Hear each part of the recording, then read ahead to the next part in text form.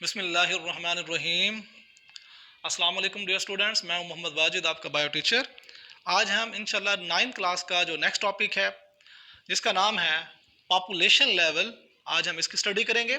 तो जिस तरह हमने पिछला लेवल पढ़ा जिसका नाम था, अब यहाँ पर लास्ट लेवल इंडिविजुअल लेवल था। इंडिविजुअल लेवल में हमने ये पढ़ा था डिफरेंट ऑर्गन और ऑर्गन सिस्टम जब आपस में क्या होते हैं, मुंसलिक होते हैं अपने काम के लिहाज से, ठीक है ना, तो क्या बना देते हैं, इंडिविजुअल लेवल बना देते हैं।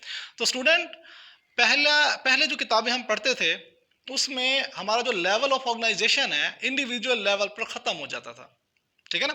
इंडिविजुअल लेवल आखिरी लेवल होता था, लास्ट लेवल होता था। लेकिन जब से ये हम कह सकते हैं इकोसिस्टम वगैरह का रुझान आया, इसका कॉन्सेप्ट आया, तो साइंसदानों ने कहा कि जानदार ये जो इंडिविजुअल है जिस माहौल में रहता है, उठता है, बैठता है, वो भी लेवल बनाए जाएं, उसको भी आगे बढ़ाया जाए। तो उन्होंने मज़ीद लेवल्स को आगे बढ़ाया और उस लेवल का नाम हम रखते होते हैं पॉपुलेशन लेवल। पॉपुलेशन का मतलब क्या होता है? आबादी। पॉपुलेशन का मतलब क्या होता है? आबादी। किसकी आबादी? कोई भी जानदार हो सकता है, ठीक है ना, इंसान हो सकता है, ठीक है ना, बिल्ली हो सकती है, कुत्ता हो सकता है, खच्चर हो सकता है, गधा हो सकता है, घोड़ा हो सकता है। कितने स्पीशीज पाई जाती है जानदारों की? किसी की भी आबादी, ठीक है ना, हम कहते हैं उसकी पॉपुलेशन है। तो देखें स्टूडेंट, आपने पॉपुलेशन लेवल के अंदर तीन चीज़ें इसके डिफाइन में याद रखनी है तो आपको अच्छे से समझ आ जाएगी। तो पहले जो इसके अंदर आपने बात याद रखनी है वन थिंग, वो है आपने यहां पर मेंबर ऑफ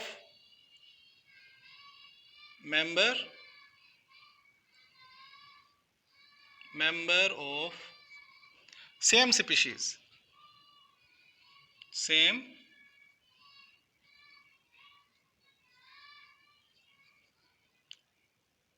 ठीक है ना, मेंबर ऑफ सेम स्पीशीज, ठीक। अच्छा, जो दूसरी बात आपने याद रखनी है वो है एट अ सेम प्लेस। अच्छा, जो तीसरी बात आपने याद रखनी है एट अ सेम टाइम। तो स्टूडेंट यहां पर आप देख लें, मेंबर ऑफ सेम स्पीशीज, ये चीज आपकी बेसिक है, समझने वाली है। क्या आ जाएगा? Same place and same time. इन चीजों को आपने क्या रखना है, याद रखना है।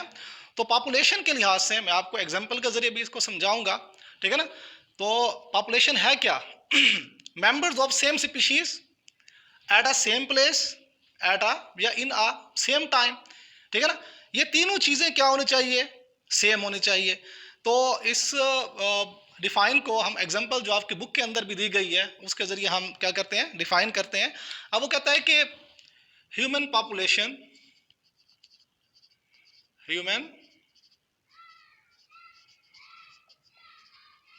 ह्यूमन पॉपुलेशन, ठीक है ना। अब ये ह्यूमन पॉपुलेशन क्या है? सेम स्पीशीज आ गई। तो सेम स्पीशीज हम कहते हैं, ये एक काउंटिंग है, जिस तरह हर 10 साल के बाद पाकिस्तान के अंदर मर्दमशुमारी होती है। मर्दमशुमारी क्या होती है? इसमें पूरे पाकिस्तान के अंदर जितने भी अफराद है वो यानी काउंट किए जाते हैं। एक काउंटिंग होती है, बच्चे कितने हैं, ठीक है ना, बुजुर्ग कितने हैं, पढ़े लिखे कितने हैं, अनपढ़ कितने हैं, ये यानी कि सारी काउंटिंग की जाती है मर्दमशुमारी के अंदर, ठीक है ना। तो उसके मुताबिक जो आपकी एग्जांपल दी गई है बुक के अंदर वो आपको मैं समझा रहा हूँ। पॉपुलेशन के मुताबिक देखें, ह्यूमन जो पॉपुलेशन है हम कहते हैं कि 173.5 मिलियन। तो यहां पर आप जरा नोट करेंगे, ये देखेंगे, ये क्या आ गई? सेम स्पीशीज आ गई। मतलब ह्यूमन पॉपुलेशन कितनी थी? 173.5 मिलियन। अब हमने प्लेस देखना है। क्या देखना है? Same place. तो सेम प्लेस आप देख लें, सेम प्लेस क्या है? पाकिस्तान। किसके अंदर है ये? पाकिस्तान के अंदर है। तो पहली चीज क्या है? सेम स्पीशीज, ह्यूमन पॉपुलेशन है 173.5 मिलियन। दूसरा क्या है? सेम प्लेस क्या है? किसके अंदर हमने देखा है? पाकिस्तान के अंदर देखा है। सेम टाइम, वक्त का होना भी जरूरी है, ताकि वक्त पे उस टाइम पे हमें पता चल जाए कि इस टाइम में कितनी आबादी थी, क्योंकि कुछ फोत हो जाते हैं, कुछ पैदा होते हैं, तो हमें टाइम का लाजम पता होना चाहिए। तो ये कब की है? ये 2010, ठीक है ना, ये सेम टाइम, एक ही वक्त में। अब यहां पर आप देख लें, एक ही वक्त में एक ही स्पीशीज का ग्रुप, ठीक है ना, एक ही जगह, यानी कि सेम टाइम एक ही जगह पर, ठीक है ना, और सेम टाइम एक ही वक्त पर, ठीक है ना, जो एक ही स्पीशीज का ग्रुप होता है, हम उसको क्या नाम देते हैं? पॉपुलेशन का नाम देते हैं। तो ये आपको एग्जांपल के जरिए मैंने आपको बताया, जो ह्यूमन पॉपुलेशन थी, ठीक है ना, वो 173.5 मिलियन थी, ठीक है ना, एट अ सेम स्पीशी है पाकिस्तान के अंदर, एट अ सेम प्लेस, ठीक, 2010 एट अ सेम टाइम, एक ही वक्त में, ठीक है ना। तो ये आपके एग्जांपल भी यहाँ पर क्लियर हो जानी चाहिए, और डिफाइन भी क्या हो जानी चाहिए? क्लियर हो जानी चाहिए। तो नेक्स्ट बॉक्स के अंदर डिफाइंस ठहरी हुई है, वो आपको उसके बारे में बताऊंगा स्टूडेंट। तो यहाँ पर देखेंगे आप ग्रुप, ये बॉक्स के अंदर है स्पीशी की तारीफ, स्पीशीज। अब ये स्पीशीज क्या होती है, इसके बारे में थोड़ा सा आप समझेंगे, ठीक है ना, आपको अच्छे से समझ आ जाएगी। यहां पर आप लिख लें, ये लिख लें आप, ग्रुप ऑफ ऑर्गेनिजम्स।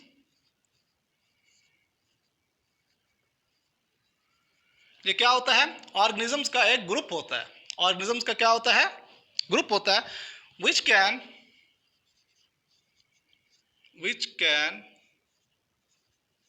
इंटरब्रीड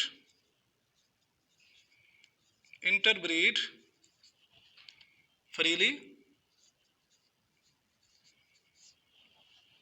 बल्कि यहां पर एक और चीज भी लिख लें, इंटरब्रीड देमसेल्व्स, आपस में क्यों करते हैं ना, interbreed themselves freely and produce fertile offspring. कौन सी? Fertile offspring. तो स्टूडेंट जरा इस पे गौर करेंगे, बहुत अच्छे से समझ आएगी, बहुत इंपॉर्टेंट ये भी डिफाइन होती है स्पीशी की। देखिए, कहता है ग्रुप ऑफ ऑर्गेनिजम्स, जानदारों का ही एक ग्रुप होता है, विच कैन इंटरब्रीड। अब ये इंटरब्रीड किसे कहते हैं? इंटरब्रीड का मतलब होता है अमले तौलीद को कहते हैं, मतलब नस्ल कशी का एक सिस्टम है कि नस्ल को बढ़ाना। जिस तरह बिल्ली है तो वो अपनी ही नस्ल बढ़ाएगी, बिल्ली के साथ ही वो इंटरब्रीड करेगी। इंसान है, इंसान के साथ इंटरब्रीड करेगा, अपनी नस्ल को आगे लेकर जाएगा। मतलब जो भी जानवर है ना, वो अपनी ही नस्ल को आगे लेकर जाता है, अपनी नस्ल को ही आगे बढ़ाता है। इसको हम क्या कहते हैं? इंटरब्रीड कहते होते हैं, यानी कि शादी हो जा रहा है एक तरह की, ठीक है ना, इंटरब्रीड देमसेल्व्स। फिर क्या होगा? फ्रीली कर सकें, एंड प्रोड्यूस, और पैदा करें फर्टाइल। ये फर्टाइल क्या होता है? फर्टाइल और ऑफ स्प्रिंग। फर्टाइल का मतलब ये होता है कि जो ग्रुप ऑफ ऑर्गेनिजम्स अपनी औलाद पैदा कर रहा है, ठीक है ना, उनकी औलाद भी अपनी औलाद आगे बढ़ा सके, यानी कि वो फर्टाइल होने चाहिए ताकि वो भी अपनी नस्ल को आगे लेकर जा सके, ठीक है स्टूडेंट।